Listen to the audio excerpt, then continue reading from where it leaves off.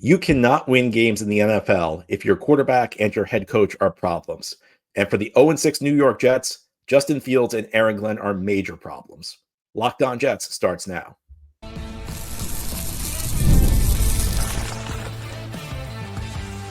You are Locked On Jets, your daily New York Jets podcast. Part of the Locked On Podcast Network, your team every day.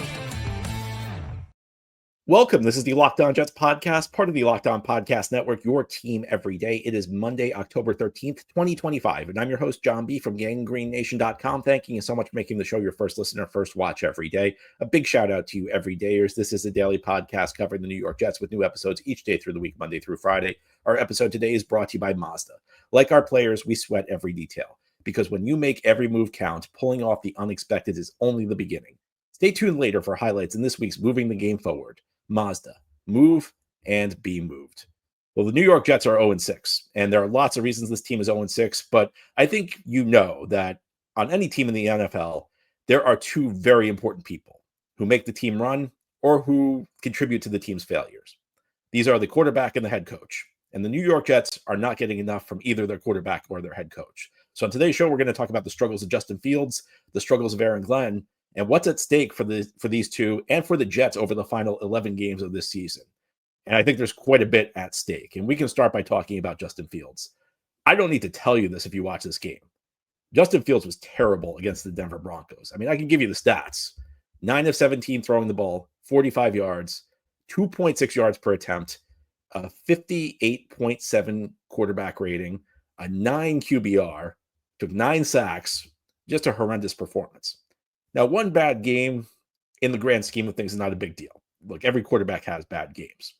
Maybe not as bad as that, but every quarterback has bad games. The problem is that it's a broader theme. Justin Fields right now, through 1/3 of this season, so we're now a third of the way through the season, he's having the worst year of his career.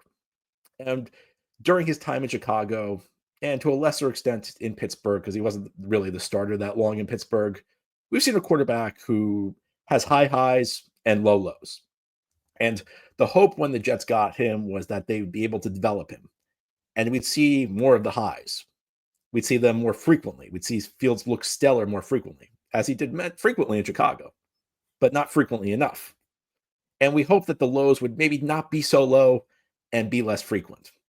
Instead, it's been a reverse.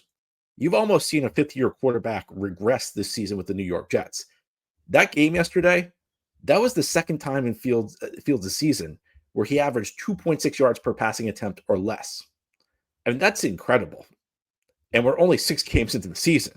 So 2 of his 6 starts, 1/3 of the time, the Jets are averaging 2.6 yards or less when he drops back to throw. And that actually might be overstating the production, because that doesn't include sacks. If you include sacks, we talk net passing yards, which subtracts yardage lost in sacks. The Jets ended yesterday's game with negative passing yards. I said this yesterday on my recap show of the game, that you finished yesterday sitting at home watching the game on the couch or at the stadium with me. You finished the game with more net passing yards than Justin Fields. That's a problem. That's a big problem. Fields took horrible sacks. I mean, yeah, the Broncos sacked him 9 times. And yes, there were a couple times where the Jets' offensive line got destroyed. There was a critical play in the fourth quarter where Olu Fashanu just got destroyed off the snap by Nick Bonito. But Next Gen Stats tells the story. The average sack yesterday for Justin Fields was 5.76 seconds after the snap. The league average is 4.63.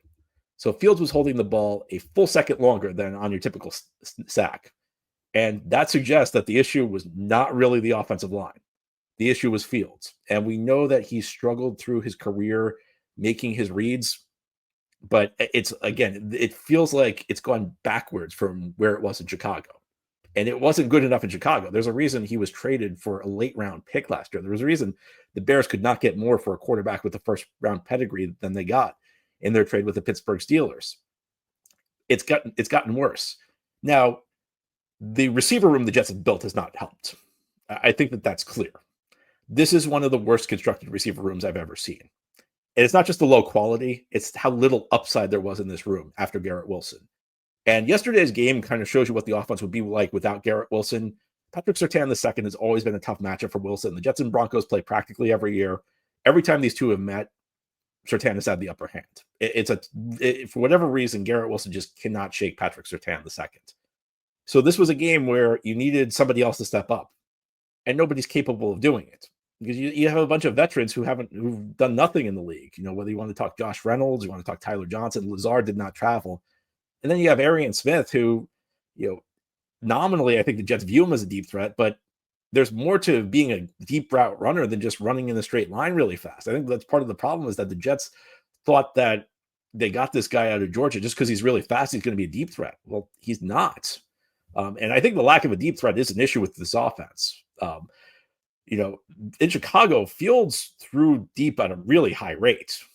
And he wasn't that good at it, but at least it forces the defense to be honest. At least forces the defense to respect the deep ball and not crowd the line of scrimmage. Because near the end of yesterday's game, Denver was crowding the line of scrimmage because they knew Fields wasn't going to throw deep. I think part of it's Fields probably doesn't have confidence to throw deep because of how little the Jets can threaten defenses on the outside. But, the excuses only go so far. Look, I don't care who the receiver room is. There's no excuse for playing like that because even on plays where nobody's open, and there were plays, you can see online some of the clips where Fields was staring down wide open receivers and taking sacks. But even in plays where nobody's open, that doesn't mean you have to take a bad sack. It means maybe you've got to be a little bit more aggressive looking for running lanes. Fields has not run more than 7 times. He has not had more than 7 rushing attempts since week 1. And I think the shocking thing for me is that he's become like a non-entity in the run game. And, before the start of the season, we talked about how the Jets needed to have this dynamic rushing attack and that maybe the rushing attack would make it easier to throw. Well, to have a dynamic rushing attack in today's NFL, particularly on the level the Jets are looking for, the quarterback has to participate in the run game. One of the reasons that the passing game is typically more effective than the run game is the passing game is so much more versatile. You have 5 receivers out in a pattern. And a good quarterback can scan the entire field, and he has 5 options, and he can throw the ball to wherever the defense is weakest. Run games are typically far less diverse. Typically, the run play goes here, and you just hope you block it well. When the quarterback can run the ball, you add an extra dimension. It's not as dynamic as the passing game, but you at least add an extra element where you have 2 options on the play, and sometimes you get a third option on the play. And we're not seeing the Jets really get to any of that on offense. Fields was supposed to be a dynamic runner, and at least to some extent, that was supposed to make up for his limitations as a passer, but he's almost a non-factor at this point in the run game. So it makes this Jets offense super easy to defend. They're not really doing a lot that's giving the defense trouble. And I was at the game yesterday, and on the last drive, there were a couple plays where Denver didn't even put anybody deep. They pretty much just loaded the first 10 yards of the field because they knew they would, if the Jets ran it, they would have the numbers to overwhelm the Jets run blocking. Or if they threw it, if Fields wasn't willing to throw deep, well, they could clog all the passing lanes. And the way Fields was playing when his first read wasn't there, he was just going to, tuck the ball and take a sack. This offense is a mess right now. It's not all Justin Fields' fault, but a lot of it is. And the quarterback play the Jets are getting is just not good enough.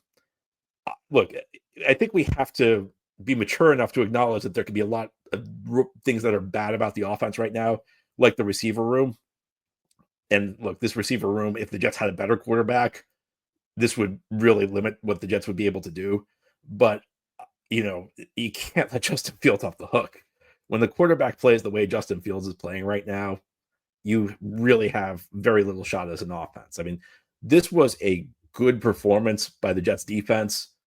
It was a performance where the defense gave up 13 points and put 2 on the board. And believe it or not, I think it was actually a Michael Clemens who drew a holding penalty in the end zone to get a safety. And the Jets still lost. And we've said this many times through the years. Jets defense, great effort. Offense squanders it with terrible quarterback play. And for Fields, it'd be one thing if this was one bad game, but this has become a trend. And it's not early anymore. We're actually more than a third of the way through the season because we're 6 out of 17, a little bit more than a third of the way through the season. And we're seeing not just no improvement from Fields, we're seeing him backslide. Now, you're on the Locked On Jets podcast. We're going to talk about another major issue with the Jets. I wish it was just Justin Fields, but Aaron Glenn and this coaching staff, I really want them to succeed, but they made it really difficult to defend them. There were some things that just cannot be excused in this Denver game. There are things that have been happening all season long that cannot be excused. We'll talk about what they are as we continue here on this Monday edition of the Locked On Jets podcast.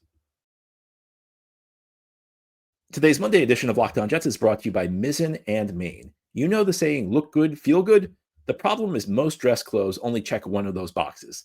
They look sharp, but feel stiff, hot, and high maintenance. That's why there's Mizzen and Main. Mizzen and Main makes classic menswear with performance fabrics, so it's effortless to look sharp and feel comfortable. They actually invented the performance fabric dress shirt over 10 years ago, and they've perfected it ever since. You can go from the office to dinner or even out on the golf course and still feel comfortable all day. It's the feel of athletic wear, but the look of professional menswear. Right now, Mizzen and Main is offering our listeners 20% off your first purchase at mizzenandmain.com with promo code LOCKEDONNFL20. That's Mizzen, spelled M-I-Z-Z-E-N, and Main, M-A-I-N.com, promo code LOCKEDONNFL20 for 20% off. And if you'd rather shop in person, you can find Mizzen and Main stores in select states. Today's episode of Locked On Jets is brought to you by Mazda's Moving the Game Forward. For those who believe it's not just about playing the game, it's also about redefining it. These are the moments that do more than put points on the board. They move crowds, move culture, and keep moving the game forward. And this week's moment that moved the game forward is the safety the Jets defense generated in the second half. It was Michael Clemens who drew a holding penalty in the end zone that briefly gave the Jets an 11-10 lead in the second half. The defense playing so well that they actually took the Jets from trailing 10-9 to ahead 11-10. If the offense could have done anything, we may be looking back at that as the turning point of the game. A moment, one of the rare moments this year where Jets fans had legitimate hope they could win a game. When you follow what moves you, the unexpected is only the beginning. And just like there's more to every highlight, there's more to a Mazda vehicle. Mazda, move and be moved. Thank you so much for making Locked On Jets your first listener, first watch every day. And a big shout out to you everydayers. This is a daily podcast covering the New York Jets with new episodes each day through the week, Monday through Friday. The Jets lost yesterday to the Denver Broncos. The final score was 13-11 in London. The Jets fall to 0-6 on the season.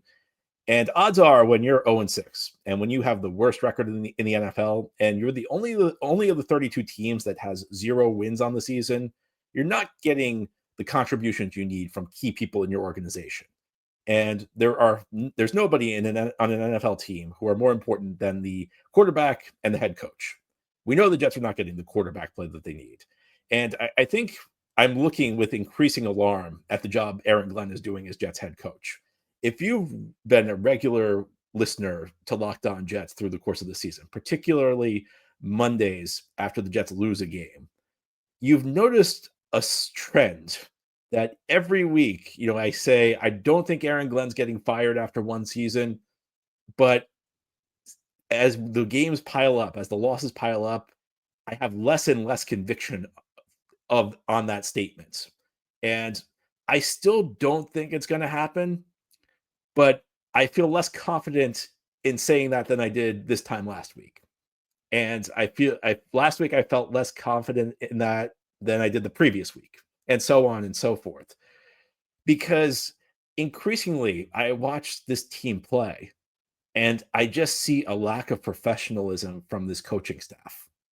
I think it's a horrible, horrible thing if you ever have to make a coaching change after one season, because it shows that something has gone horribly, horribly wrong. And for the Jets, I don't think anything could be less confidence inspiring than getting to a point where you would have to make a coaching change after one season. But you're seeing the things that lead to coaching changes after one season. And we can go through a lot in this game. The thing that sticks out to me, I talked about it on yesterday's game recap show, the sequence before halftime, where the Jets fake a punt. So the Jets, pull the move where they're trying to steal a score before halftime. Because that's why you fake a punt. You're trying to steal a possession, you're trying to get extra points on the board. And then the clock runs out before they even reach midfield. And you saw Garrett Wilson get demonstrative with Aaron Glenn as the Jets walked off the field. And it was clear that the coaches, the players did not understand what the plan was that the coaches came up with. And I don't think they could, because the plan made no sense. In Aaron Glenn's post-game press conference, he said the plan was to run the clock out. I can't understand that. How do you expect your players to buy into this?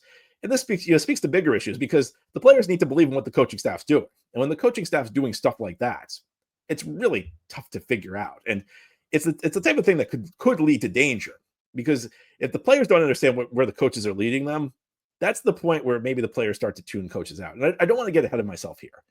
I also don't want to read too much into press conferences. But one thing I will say is that when Aaron Glenn said at that post-game press conference yesterday that the plan was to run the clock out, it reminded me of stuff like Robert Saleh used to do or Todd Bowles used to do, where they got caught clearly messing something up in the game.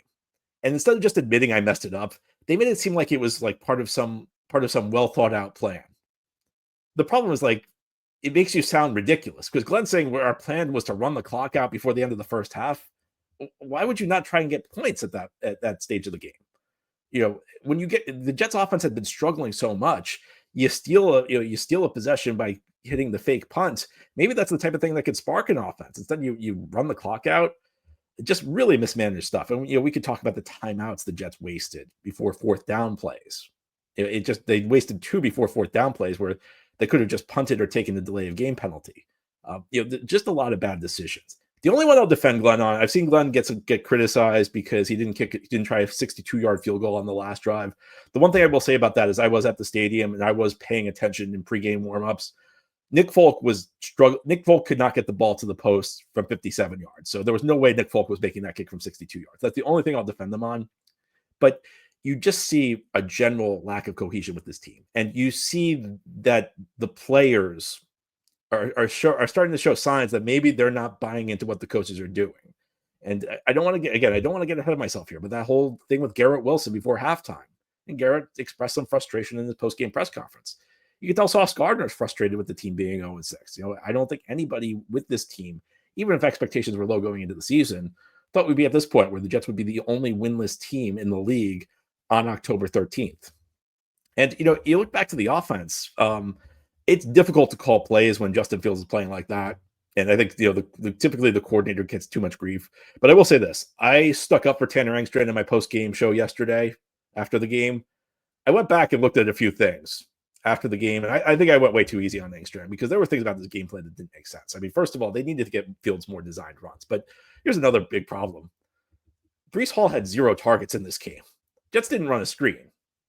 And, when the quarterback's struggling so much when the other team's blitzing, that screen, particularly a running back screen, when you've got a guy who's explosive in space like Breece Hall, we know Breece is not a perfect player, but one thing you will say about Breece Hall is when he gets the ball in space, he's dangerous. But the offense is struggling so much, when the quarterback's struggling to see the field, when the quarterback's really kind of just collapsing in the face of a blitz, you dial up some screens to the running back. For Breece Hall to not even be involved in the pass game, that was difficult to understand. Now, you look at some other aspects of the coaching staff, some things did get fixed. The defense did play better. But, with the Jets, the problem is like you fix something and then another issue pops up. And I'm not convinced the defense is fixed yet. Like, we need to see the defense play well over a multi-week stretch before I'm convinced that everything that's gone wrong. Yeah, like, okay, there were less penalties. Outside of the touchdown, there really weren't breakdowns in the back of the defense to the extent we've seen in the first 5 games. And look, I mean, as bad as the touchdown was, the defense only allowed 13 points in the game. The defense came to play. So we can say some things got better on the defensive side of the ball. We can say there were some discipline things that improved, but there were just too many aspects of this game where you did not see professionalism in the way the Jets were led. You did not see the coaching staff look like they're up to the task. And, this is the type of stuff that leads to a coach being a one and done. I'm not ready to say Aaron Glenn's going to be one and done yet. I'm not even ready to say that he should be one and done. But I keep looking for ways to defend this because this is really bad if the Jets have to fire him after 1 year. But I think through 6 weeks, there's an increasing body of evidence that suggests that Aaron Glenn may not be up to being a head coach in the NFL right now. And that's a really alarming thing. Ahead here on the Locked On Jets podcast, we're going to look ahead. Yeah, we've talked about how the quarterback's not doing the job. We've talked about how the head coach is not doing the job. I think it's pretty obvious. And that means that there's a lot on the line for the Jets over these last 11 weeks. We know the Jets are not going to the playoffs this year. We know they're not going to have a winning record.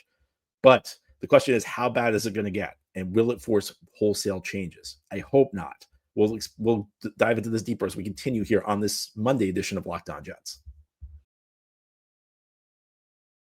Today's episode of Locked On Jets is brought to you by Supply House. When the opening whistle blows on a new repair, get your crew moving forward with Supply House. Order today and see parts on your doorstep tomorrow with over 280,000 plumbing, HVAC, and electrical items from the most trusted brands in the business.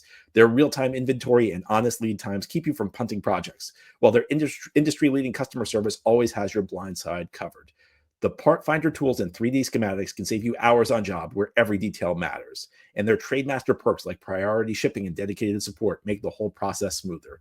Join the free Trademaster program today and score serious perks like priority shipping, lower prices, and a dedicated support line. Visit supplyhouse.com to sign up for free and use promo code SHNFL5 for 5% off your first order. That's supplyhouse.com. Real people, real service. Today's episode of Locked On Jets is also brought to you by FanDuel. The NFL season is here, and FanDuel has an offer you don't want to miss, because right now new customers can bet just $5 and get $300 in bonus bets if you win. That's right. Pick a bet, put down $5, and if it hits, you'll unlock $300 in bonus bets to use across the app. FanDuel gives you so many ways to play. You can build parlays, try player props, even follow the live line during games. It makes watching football even more exciting when you've got a little something riding on the action. Whether you're a casual fan or love diving into stats, FanDuel makes the game day experience so much better. Looking ahead to next Sunday, Week 7 action, the Carolina Panthers coming to New York to play the Jets. Surprising Carolina team off a big win over Dallas, and somehow the Jets are favored in this game. I mean, I don't understand that one. Jets 1.5-point favorites right now. We'll keep an eye on the line during the week. I find that very difficult to believe that line's going to stay with the Jets as favorites. Well, FanDuel is the best place to get in on the action. So what are you waiting for? Visit FanDuel.com to download the FanDuel app today and get started. Again, it's FanDuel.com to download the FanDuel app. This is the Locked On Jets podcast here on this Monday. We're coming off another New York Jets defeat as the Jets fell yesterday to the Denver Broncos to fall to 0-6 on the 2025 season. Right now with this franchise, you have a quarterback under the microscope and a head coach under the microscope. Nobody is really performing up to expectations for the New York Jets this year, with a few exceptions. We can throw Garrett Wilson in there, even though he's having a rough game, even though he even had a rough game yesterday. But when you're 0-6, the people who get the most spotlight are the quarterback and the head coach. And it's been really ugly for both Justin Fields and Aaron Glenn in 2025. And there really have not been a ton of bright spots for either. And that means that the last 11 weeks have a lot on the line for this duo. Now, as far as Fields goes, he's going to continue to be the starting quarterback. Glenn got indignant at a question about whether he was considering making a quarterback change at his post-game press conference yesterday. And, I watched that and I really struggled with why Glenn would be shocked that he would be asked that question based on the way Fields played in the game against Denver and the way he's played overall this season. Now, part of this is, the fan base is not always the intended audience with these press conferences. Glenn might just be trying to keep Fields' head high. Glenn might be trying to send a message to Fields that, I still believe in you. We don't know what Fields' mindset is right now. It's got to be difficult with the way he's playing. So maybe Glenn thinks that's the way he can get the most out of Fields. All I know is that it was not a ridiculous question.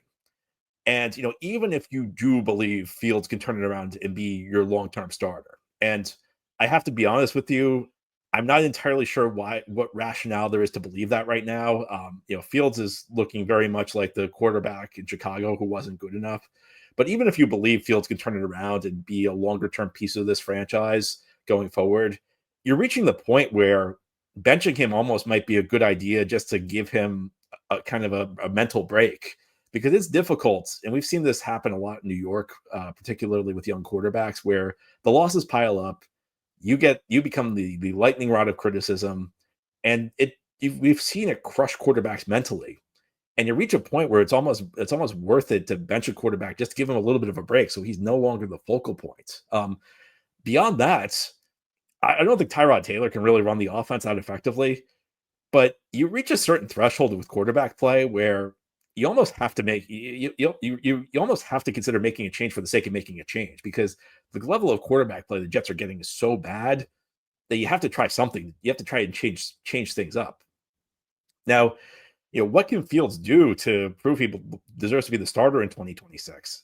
It's going to be really hard, because the biggest thing with Fields is not that he has not showing the ability to play a good game. We already know he can do that. He had a lot of huge games in Chicago. He had a couple of good games last year with Pittsburgh. The question with Fields has always been whether he can do it consistently.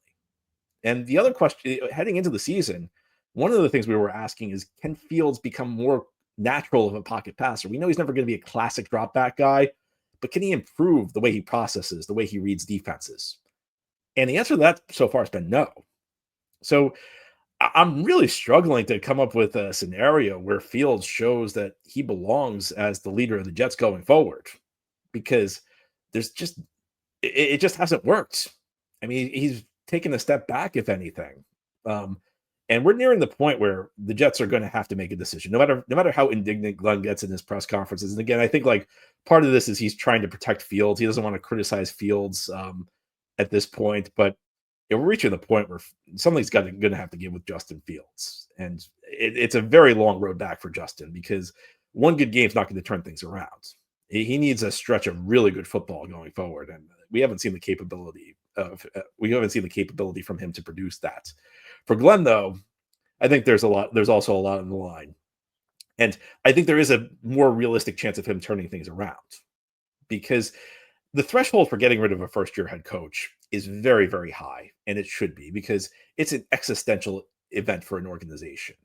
And one of the things you see in the NFL is that there are organizations with zero stability that are firing coaches and GMs nonstop, and these franchises never get good because there's never a plan in place. These franchises are never going in any one direction. What do I mean by that? Well, there are lots of factors that come into play when you're constantly changing coaches and GMs, and some are kind of intangible, just the general lack of stability in the organization. Others are more tangible. The Jets spent this offseason getting rid of players that ran the Robert Saleh, Jeff Ulbrich scheme. They brought in guys that run the Aaron Glenn scheme. Well, you get rid of Aaron Glenn, now you're going to be stuck with a bunch of Aaron Glenn players when you bring in a new coach to run a new scheme. But the performance needs to justify a coach continuing to be here. And the stuff we're seeing from Aaron Glenn right now is not just bad coaching. There's an overall just lack of professionalism with the way the Jets are approaching things and the way the Jets coaching staff is approaching things.